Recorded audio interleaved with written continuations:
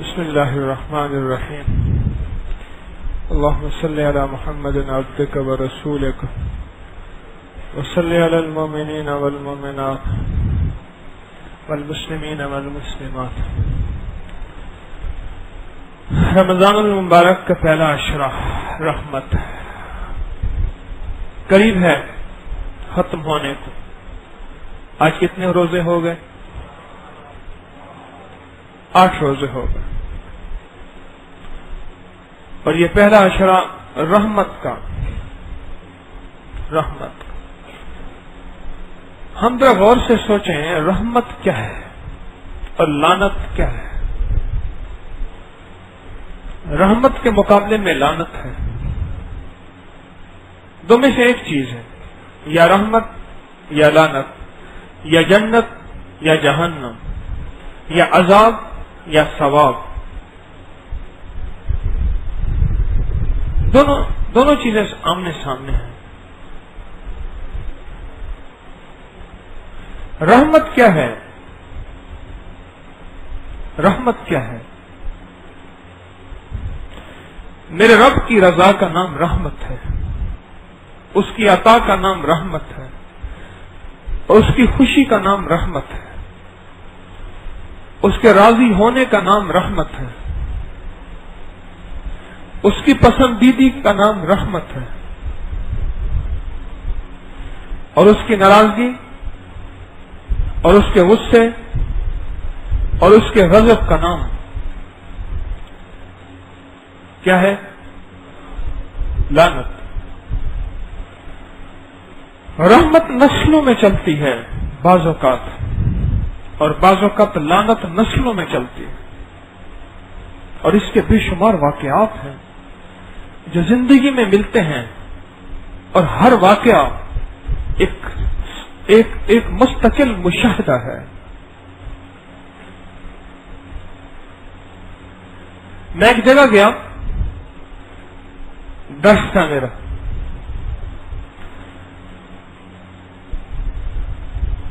کہنے لگے جی ہم فلاں ہماری کاسٹ ہے، لیکن ہماری سب کاسٹ یہ ہے کہ ہم کھبے ہیں، اور ہماری جو دوسرا گروپ ہے وہ گنجے ہیں. یہ کیا؟ کہنے لگے ان میں سے جتنے بھی آتے ہیں وہ گنجے ہو جاتے ہیں، اور ہم میں اکثریت ہاتھ کے کھبے ہوتے ہیں. نسل در نسل یہ چیز چلی آ رہی. اس لیے ہمارے خاندان کے 2 حصے ہیں، ایک کو کھبے کہتے ہیں اور ایک کو گنجے کہتے ہیں. انہیں کہ جی یہ گنجوں میں سے ہے، یہ کھبوں میں سے ہے. نسل چلی آ رہی ہے. انہیں کہ یہ خاندان ایسا ہے، ان خاندان میں بائیں ایڑی پہ زور زیادہ ہوتا ہے، ان کی بائیں جوتی جو ہے وہ جلدی کمزور ہو جاتی ہے، گھس جاتی ہے. یہ جو پاؤں اٹھانے والے ہیں نا، پاؤں چیک کرنے والے، اسے پیرڑی کہتے ہیں. پاؤں کو دیکھ کے چور تک پہنچنے والے بڑے حساس اور بڑے کھاگ لوگ. اب تو وہ دور ختم ہوا، کچھ ہیں. یہ خاندانوں کے پاؤں کو پہچانتے ہیں. جو خاندان میں یہ پاؤں چلا آ رہا ہے، اس پاؤں پہ چل رہا ہے، یہ فلاں بندہ ہے اور فلاں جگہ کا ہے. دنیا کے اعتبار سے کتنی چیزیں ہیں جو خاندانوں میں منتقل ہوتی ہیں. عادات، مزاج، چہرے، لہجے، گفتار، چال خاندانوں میں منتقل ہوتی ہے. بالکل اسی طرح رحمت بھی خاندانوں میں منتقل ہوتی ہے. ایک صاحب میرے پاس آئے اور کہنے لگے کہ زمین لی تھی، بس پریشان ہو گئے، اور اس زمین کو جو بھی لیتا ہے اس کا سب کچھ ختم ہو جاتا ہے. وہ کہتے ہیں اس زمین میں کچھ دیو ہیں، کچھ اثرات ہیں، کچھ چیزیں ہیں جو ویرانی چاہتی ہیں. اس میں سبزہ نہیں چاہتی، اس پہ پھل پھول فصل نہیں چاہتی. میں نے اپنے لفظوں کی ٹامک ٹولیاں تھوڑی سی ماری، الٹی سیدھی لکیریں لگائیں. ایسے میرا گمان، اللہ کا علم کامل، انسان کا علم ناقص۔ میں نے کہا نہیں، یہ وجہ نہیں ہے، اور اس کا یقین ہو یہ وجہ ہے۔ اچھا، میں نے کہا ایسا ہے، میں آپ کو اللہ کا ایک نام دیتا ہوں، آپ وہ پڑھیں، اس کی تحقیق کریں پیچھے سے کہ یہ زمین کس کی تھی، کہاں سے آئی، کس کو ملی۔ کچھ عرصے کے بعد اس نے کہا کہ بات یہ ہے کہ یہ زمین ورثے میں ملی تھی بیٹی کو، باپ کے، اور باپ فلاں پیشے سے تعلق رکھتا تھا، پیشہ بتانا مناسب نہیں، اور وہ سارا مال مشکوک تھا اور بالکل تہی دست غریب فقیر تھا۔ ایک وقت کی ہوتی تھی، 4 وقت 5 وقت کی نہیں ہوتی تھی۔ جب اس پیشے میں ان ہوا اور اس میں داخل ہوا اور اس میں مشکوک مال، حرام مال داخل ہوتے ہوتے ہوتے پھر اس نے یہ زمین بنائی اور بہت زیادہ بنائی، اور اتنی بنائی کہ ایک ایک بیٹی کو اتنی زیادہ آئی، بیٹوں کو کتنی آئی ہوگی۔ بس یہ زمین ہے، جو بھی لیتا ہے برباد ہو جاتا ہے۔ رحمت اور لعنت۔ کئی میتوں کے بارے میں ایسا واقعات آئے ہیں، کئی میتوں کے بارے میں کہ ہمارے ساتھ فلاں میت ابھی ابھی دفن ہوئی ہے کچھ عرصہ پہلے، اور اس کو جو عذاب ہو رہا ہے اس سے ہمیں تکلیف ہو رہی ہے۔ کئی واقعات ایسے آئے ہیں، کئی واقعات کہ اس کا تعلق فلاں پیشے سے تھا اور اس کی وجہ سے اس پہ عذاب ہو رہا۔ آگ دور چل رہی ہو، شعلے نہیں آئیں گے، آگ کی چنگاریاں نہیں آئیں گی، لیکن اس کی گرمی اور حرارت تو دور تک پہنچے گی نا۔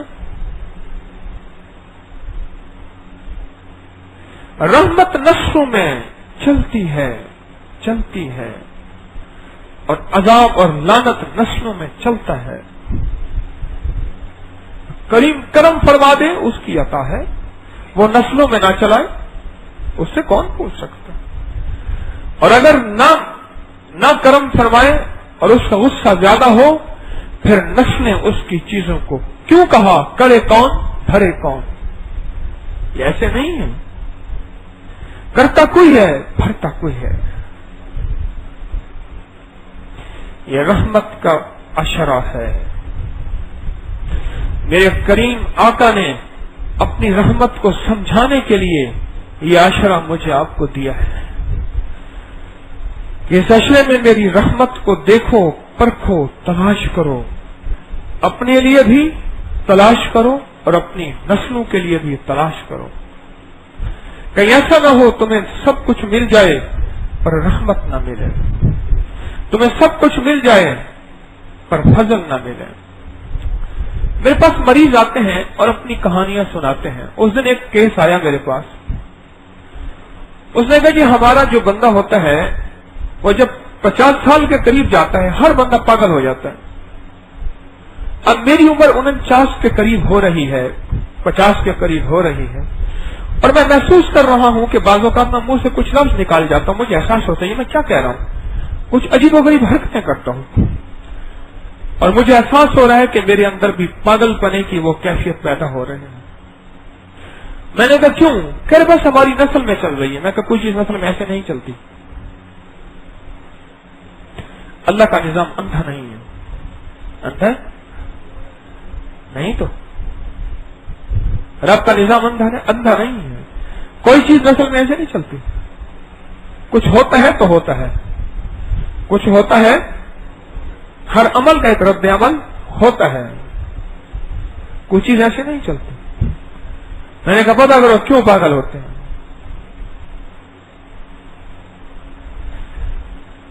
میں نے کہا پھر مجھے بتانا۔ اچھا، میں نے کہا کہہ رہے آپ سے ملاقات کیسی ہوگی؟ میں نے کہا ہاں یہ مسئلہ ہے۔ میں نے کہا مجھے اپنا موبائل نمبر دے دے، میں تجھ سے خود پوچھ لوں گا۔ ہفتے 2 ہفتے کے بعد میں نے اس کو فون کیا موبائل پہ، میں حکیم طارق بول رہا ہوں۔ میں نے کہا کیا پتا کیا؟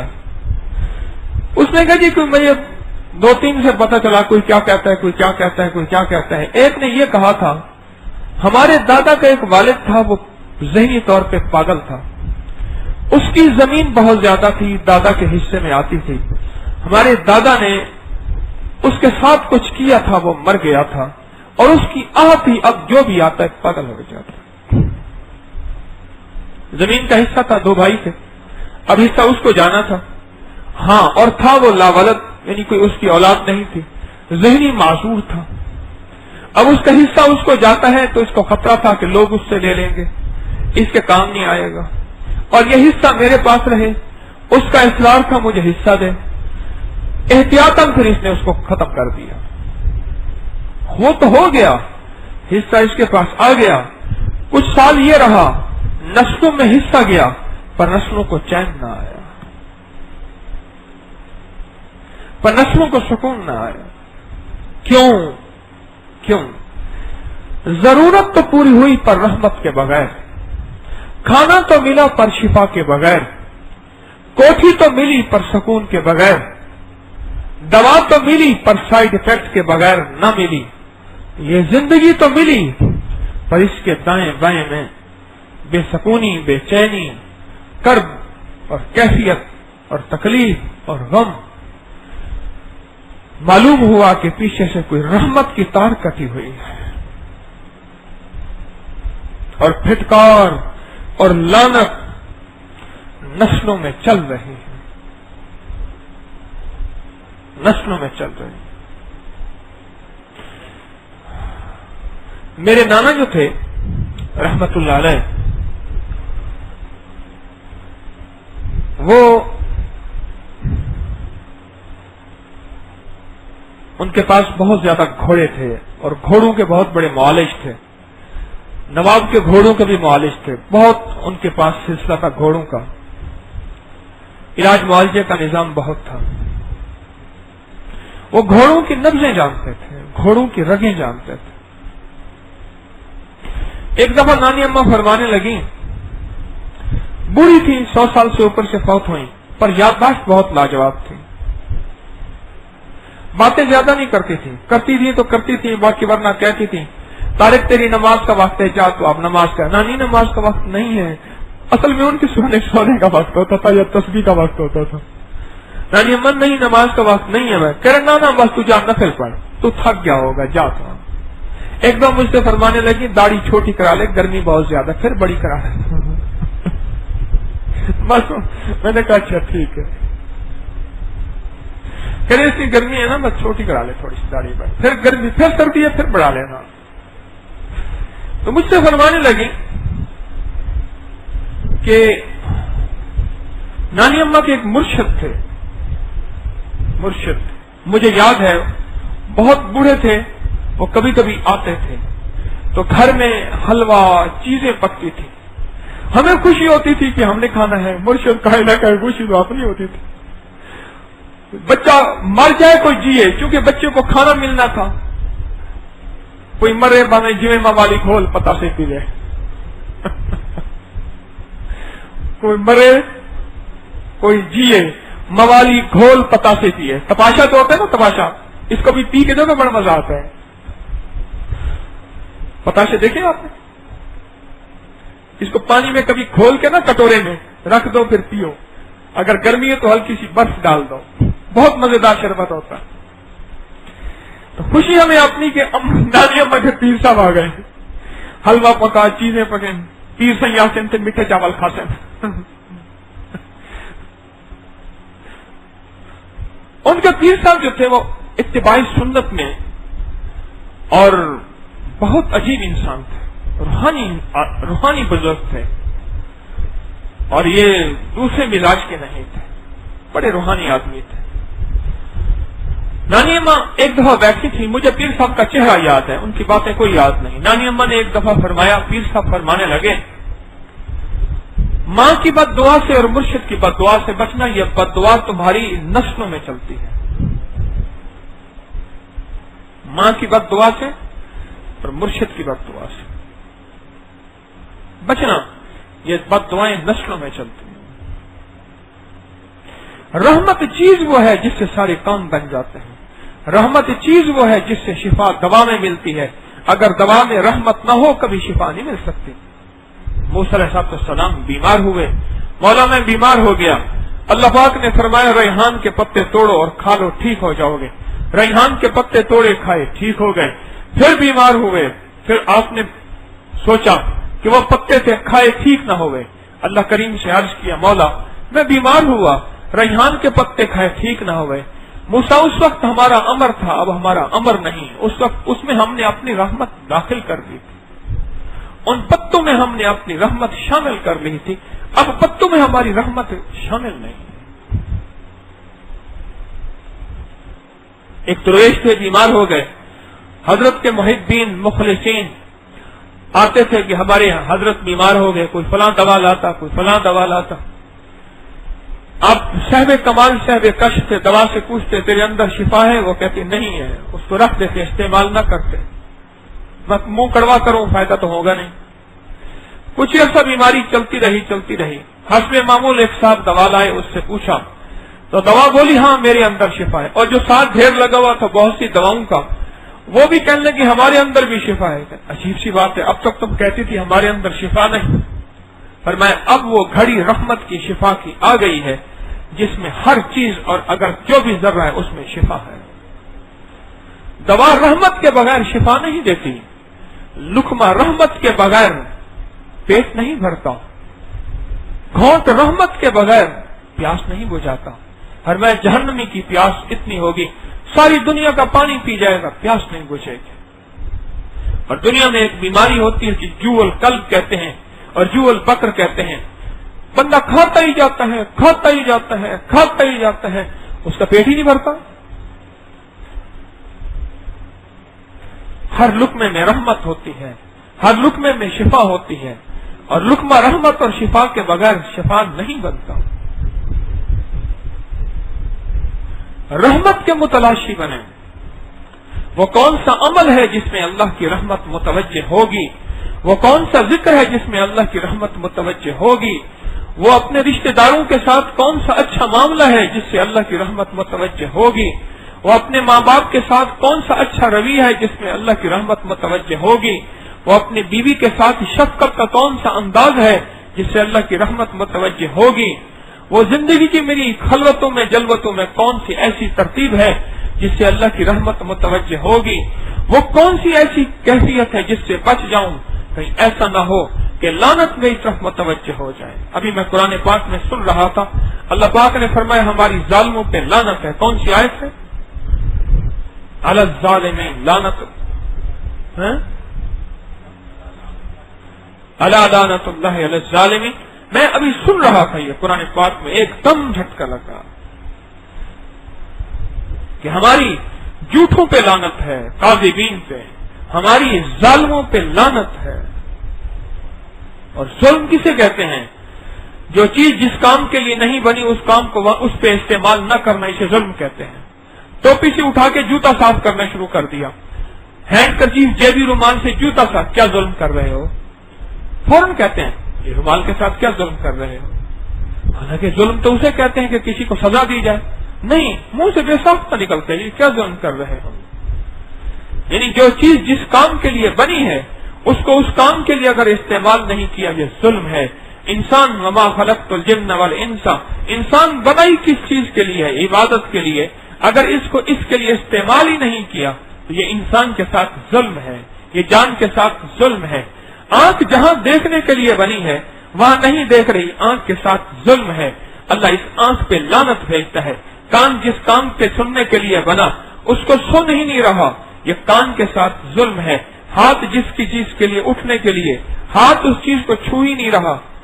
زندگیوں کے انداز میں رحمت کو ہم نے بھرنا ہے، اگر رحمت نہ بھری ظلم بھرے گا، اور اگر ظلم بھرے گا تو لعنت آئے گی۔ ہماری زندگی میں رحمتیں سمٹتے چلی جائیں، بھرتی چلی جائیں، اور استغفار پھر اس بات کے لیے ہے کہ مولا میری زندگی میں جانے نہ جانے میں ایسی خطا ہوئی جو میں نے جان کے کی یا نہ جانے میں کی، میں ہر اس خطا پہ تجھ سے معافی مانگتا ہوں، میں ہر اس خطا پہ تجھ سے استغفار کرتا ہوں، تو معاف کر دے۔ اے اللہ میرے لیے وہ فیصلے نہ کر جس سے میری نسلوں میں غربت، تنگدستی، بیماری، مقدمات، قتل و غارت، نفرتیں، جدائیاں، مفلسی اور غربت اور بیماریاں اور تکلیفیں، اللہ یہ چیزیں نہ آ جائیں، اور اللہ میری نسلوں میں خیریں، برکتیں، عزتیں، عافیتیں، عطائیں، شفقتیں، راحتیں، رحمتیں عطا فرما۔ میں تجھ سے تیری رحمت کا سوال کرتا ہوں، اللہم انی اسألک العفو اور عافیت، اے مولا میں تجھ سے عفو کا سوال کرتا ہوں اور عافیت کا سوال کرتا ہوں۔ عفو کسے کہتے ہیں؟ سارا ظلم کر لیا اور ظلم کرنے کے بعد کہتے ہیں مٹی پاؤ، یہ عفو ہے۔ کہتے ہیں مٹی پاؤ، اسے مٹی ڈالو، یہ عفو ہے۔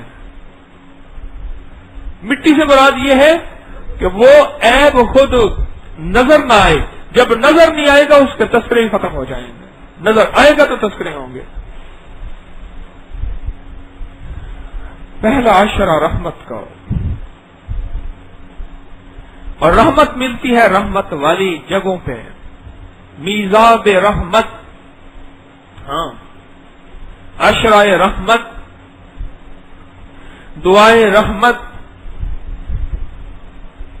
اماں کا چہرہ رحمت، ابا کا چہرہ رحمت۔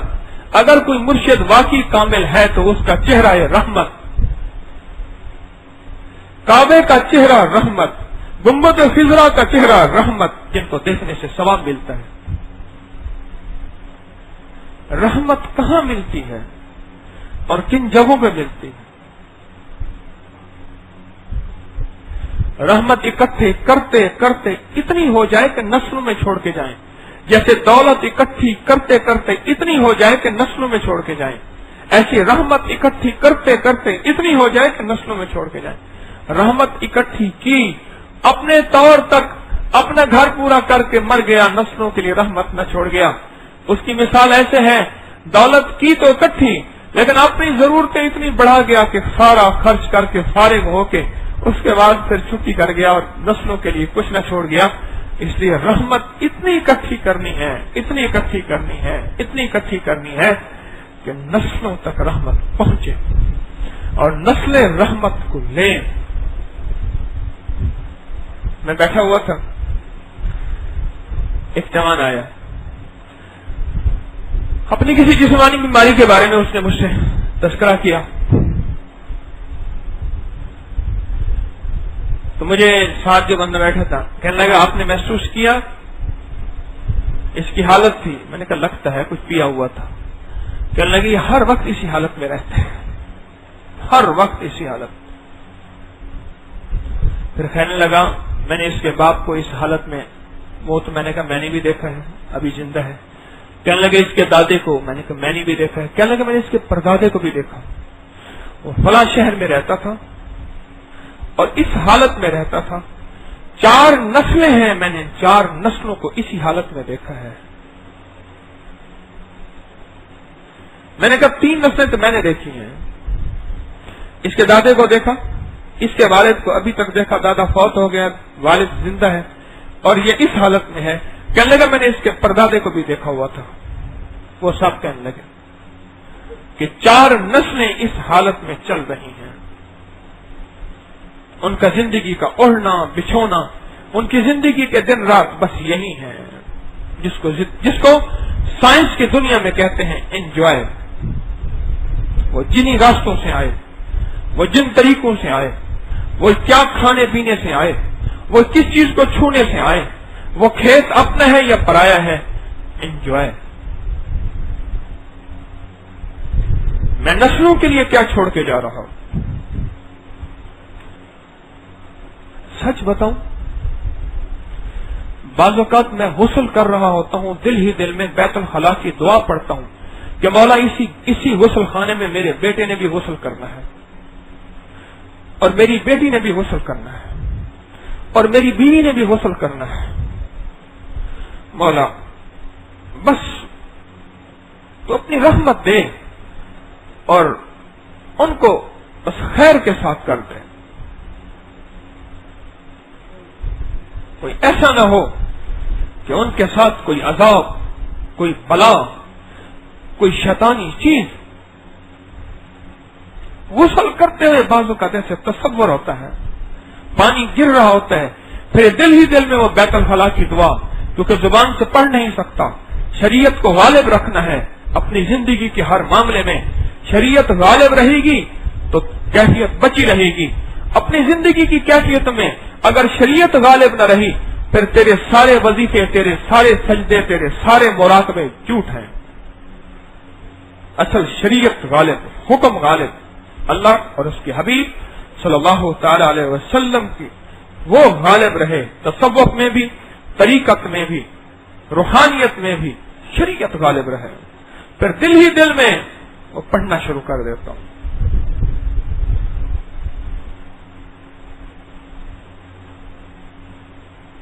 اس دن میرے پر ایک کیفیت تھی، میں سارا دن مجھے کوئی ذکر یاد نہ آئے، بس ایک دعا مجھے یاد آئی، سبحان اللہ و بحمدہ، سبحانک اللہم و بحمدک، اشہد ان لا الہ الا انت نستغفرک و نتوب الیک. میں کہ یہ وہ دعا ہے اگر محفل میں سے بندہ محفل میں ہے اور محفل سے اٹھنے کے بعد اگر یہ دعا پڑھ لے تو یہ دعا محفل کا کفارہ ہے. اس محفل میں کوئی غلطی، کوئی خطا، کوئی چیز ایسی ہو جائے، پتہ نہیں اوپر ایک کیفیت غالب رہی. مولا زندگی کی جتنی محفلیں ہوئی ہیں، زندگی کی جتنی محفلیں ہوئی ہیں، ان زندگی کی ساری محفلوں میں مولا بس یہ دعا کفارہ بنا دے. مجھے مکافات، میری نسلوں کو مکافات، اور میری وجہ سے امت کو عذاب نہ دے، اور میری وجہ سے میرے متعلقین، متوسلین، محبین اور میرے ساتھ چلنے والوں کو عذاب نہ دے. یہ رمضان کی کیفیت ہے. 2-4 دن، چند دن پہلے سارا دن میں کوئی اور ذکر کرنے لگوں پھر یہ دعا آ جائے، سبحان اللہ بحمدہ. رات کو میں سونے لگا، تھوڑی دیر کے لیے سوتا ہوں سنت سمجھ کے، تو پھر یہ کیفیت آتی ہے، یہ دعا. پھر دن کو یہی دعا، سارا دن یہی دعا پڑھتا رہا کہ مولا پچھلی ساری مجالس، پچھلی ساری محافل، پچھلا سارا اٹھنا، سارا بیٹھنا، زندگی کا سارا مسکرانا اور رونا، زندگی کا سارا کھانا پینا، زندگی کی ساری جلوتیں اور خلوتیں، مولا ان سب کا میں کفارہ کرتا ہوں. تو رحم کر دے اور رحمت کو متوجہ فرما دے. اگر لعنت کا میں مستحق ہو بھی گیا ہوں، معاف کر دے، معاف کر دے، معاف. جب تو معاف کرنے پہ آتا ہے تو نسلوں کو دے دیتا ہے، اور جب پکڑنے پہ آتا ہے نسلوں کو پکڑ لیتا ہے. معاف کر دے، بس معاف کر دے. نستغفرک و نتوب الیک، معاف کر دے. اس کی رحمت قدم قدم پہ ہمیں ضرورت ہے. یہ وظیفہ رحمت کے لیے تو کہتے ہیں، رحمت آئے گی تو کام بنے گا. یہ صلاۃ الحاجت جو پڑھتے ہیں رحمت کے لیے ہیں. یہ سورت مزمل کا وظیفہ کرتے ہیں، سورت رحمان پڑھتے ہیں، سورت یاسین کے نفل پڑھتے ہیں. یہ لمبے لمبے سجدے اس کی رحمت کے لیے. رحمت آئے گا تو میری دنیا آخرت کے کام بنیں گے. رحمت آئے گی تو میرے لیے راہیں کھلیں گی. رحمت آئے گی تو میرے لیے دیواریں ٹوٹیں گی.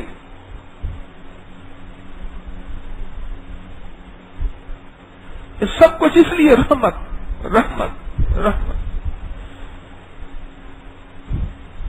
رحمت. اس کی رحمت کے بغیر اگر رحمت نہیں ہوگی نا، نوح علیہ السلام کی آج آیت سنی نا، اللہ پاک فرماتے ہیں تیرا بیٹا ہاں تیری آل میں سے ہے ہی نہیں، ہم نہیں تیرے بیٹے کو بخشتے. نبی علیہ السلام نے دعائیں مانگی، اللہ پاک نے فرمایا نہیں، اور پانی عذاب کا گیا اور وہ بیچارہ ملا ہی نہ ہو. اس کی رحمت آئے گی تو کام بن جائیں گے. مجھے سہل ہو گئی منزلیں، خزاں کے رخ بھی بدل گئے. تیرا ہاتھ ہاتھ میں آ گیا تو چراغ رکھ کے بھی جل گئے.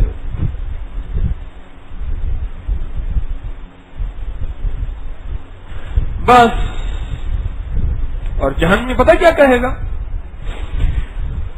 جہنمی کو پتہ ہے کہ جو چیز مجھے جہنم سے نکال سکتی ہے وہ ایک چیز ہے، وہ کہے گا رحم رحم رحم. کتابوں میں آتا ہے جہنمی صرف ایک لفظ کہے گا. کیا کہے گا؟ رحم رحم. کہ بس مجھے آپ تیری رحمتیں نکال سکتی ہے. کیوں؟ جنت میں رحمت سے جائے گا، کلمہ رحمت سے نصیب ہوگا، قبر کی وسعت رحمت سے ملے گی، اور جنت کا داخلہ اور جہنم سے چھٹکارا صرف رحم اور رحم، الا ما رحم ربی، رحم، یہ رحمت کا عشرہ۔ اس لیے نہیں فرمایا کہ صرف اس کا نام رحمت ہے، نہیں، اس میں رحمت کو تلاش کرو، اس کے کونے کونے میں، اس کے پل پل میں، اس کے حصے حصے میں رحمت کو تلاش کرو، اس سے رحمت کو تلاش کرو۔ میں اس دن بچے کے نا پاؤں اٹھا کے اپنے دل سے مل رہا تھا، میں نے کہا مولا یہ وہ پاؤں تو ہیں جنہوں نے آج تک تیرے لیے نافرمانی کے قدم اٹھانا سیکھا ہی نہیں ہے، سیکھا تو بڑی بات، سوچا ہی نہیں ہے۔ میں بچے کے پاؤں اٹھا کے آنکھوں میں ملتا ہوں، چھوٹی چھوٹی ایڑیاں، اس کے پاؤں آنکھوں سے ملتا ہوں کہ مولا یہ وہ ایڑیاں ہیں جن میں نور ہی نور ہے۔ انہوں نے تو گناہوں کو سوچا ہی نہیں نا، انہوں نے تیری نافرمانی کو سوچا ہی نہیں۔ مولا تو خود تو کہتے اگر یہ بچے نہ ہوتے جو تمہارے گناہ اور تمہاری سیاہیاں ہیں تو میں ایک قطرہ پانی نہ دیتا، ہاں، اور زمین کو تمہارے لیے تانبے کا بنا دیتا، اور آسمان سے ایک قطرہ پانی کا نہ گرتا اور تمہیں تڑپا دیتا، میں ان بے زبانوں اور بچوں کی وجہ سے تمہیں دیتا ہوں۔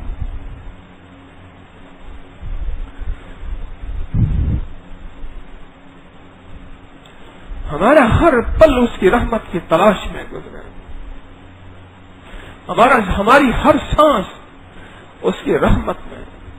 بعض اوقات میں اللہ سے تنہائیوں میں کہتا ہوں مولا تیرے بہت سے بندے ہیں جو مجھے کہتے کہ ہماری بات سن لینا، میں کہنا بس،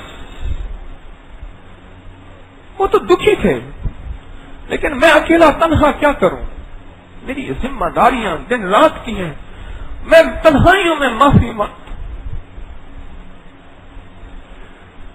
کہ مجھے معاف کر دے۔ دکھیارا تھا، مجھے چاہیے تھا میں سارے کام چھوڑ دیتا، سر جھکا کے اس کی غم کی کہانی سنتا، اس کے غم کی کہانی سن کے اسے تسلی دیتا، اور اس کے بعد پھر اسے کچھ بتاتا، پھر تیرا معاملہ تو کرتا نہ کرتا، پر مولا میں کیا کروں، تنہا آدمی ہوں، 100 ذمہ داریاں ہیں، اور ان 100 ذمہ داریوں میں ہر وقت ہر لمحے ہر کی بات میں کیسے سن سکتا ہوں۔ میری اس خطا ہے، یہ میری خطا ہے، یقیناً خطا ہے، بس تم معاف کر دے اور مجھے کسی کی آہ سے بچا دے۔ میں متحمل نہیں ہوں، میرا اپنا بوجھ اتنا زیادہ ہے، میں دوسروں کا کیسے اٹھا سکتا ہوں۔ اور بعض اوقات تنہائیوں میں رونا آتا ہے کہ اتنے ہاتھ میری طرف بڑھتے ہیں بیعت ہونے کے لیے، قیامت کے دن کہے گا میرے گریبان میں ہاتھ ہوگا، معلوم میں نے تو اس کے ہاتھ میں ہاتھ دے دیا تھا، اس سے پوچھ اس نے میرے لیے کتنا مانگا تھا، اس نے میری اصلاح میرے تزکیہ کے لیے کتنی فکر کی تھی، کتنا غم کیا تھا، یہ صرف اسی ذرے میں رہا تھا کہ میرے اتنے مرید ہیں، صرف اسی میرا شوق میں رہا تھا کہ میری طرف مسافے کے لیے سلام کے لیے اتنے ہاتھ بڑھ رہے ہیں، اور میری آنکھ کے اشارے پہ اتنی خدمتیں ہو رہی ہیں، اتنا کچھ ہو رہا ہے۔ اوکھی منزل ہے، گھٹن منزل ہے، بہت گھٹن منزل ہے۔ یہ ممبر، یہ مسندیں، یہ کرسیاں بڑی مشکل ہے، بہت مشکل۔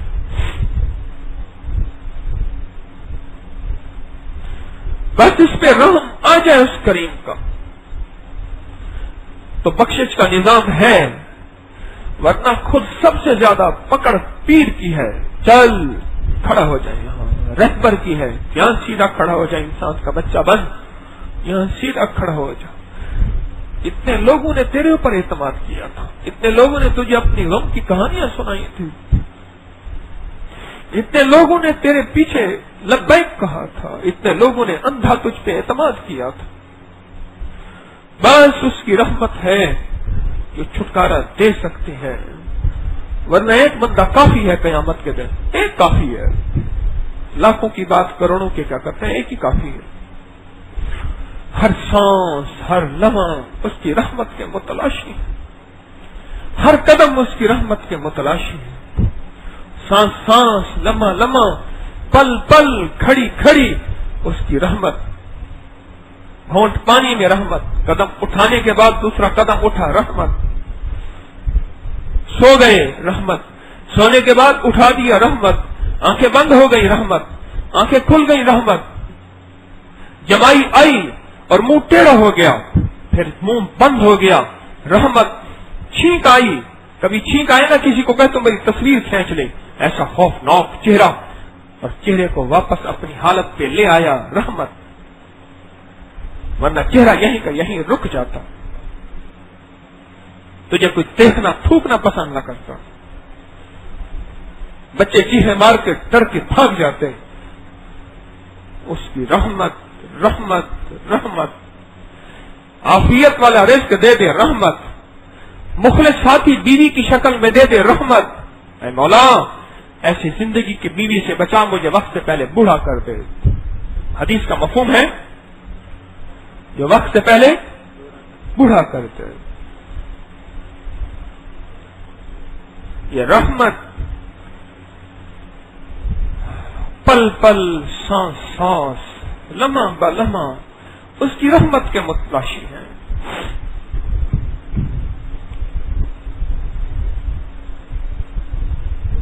ऐ मौला तू आपको पसंद करता है, तो हिब्बुल अफ़्व फ़अफ़ु अन्ना या गफूर। ऐसे ऐ मौला तू आपको पसंद करता है, आप फरमा, माफ करने को पसंद करना है, माफ फरमा, और तू तेरा नाम गफूर है, मग़फ़िरत फरमा, माफ फरमा।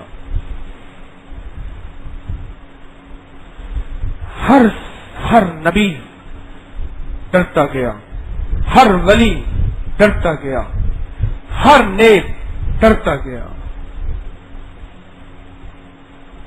डरता गया। बस डरते रहे, नेकी करके भी डरना है। ये है ना, अल्लाहुम्मा अइन्नी अला ज़िक्रिका व शुक्रिका व हुस्न इबादत। ये क्या है? मौला मेरी मदद फरमा, किस पे? जिक्र पे, शुक्र पे और अच्छी इबादत पे। तुझसे मैं मदद मांगता हूँ। मालूम हुआ तेरी मदद और रहमत के बगैर न मैं जिक्र कर सकता हूँ, न मैं शुक्र कर सकता हूँ, न इबादत कर सकता हूँ, न अच्छी इबादत कर सकता हूँ। तेरी रहमत के बगैर मैं कुछ भी नहीं कर सकता।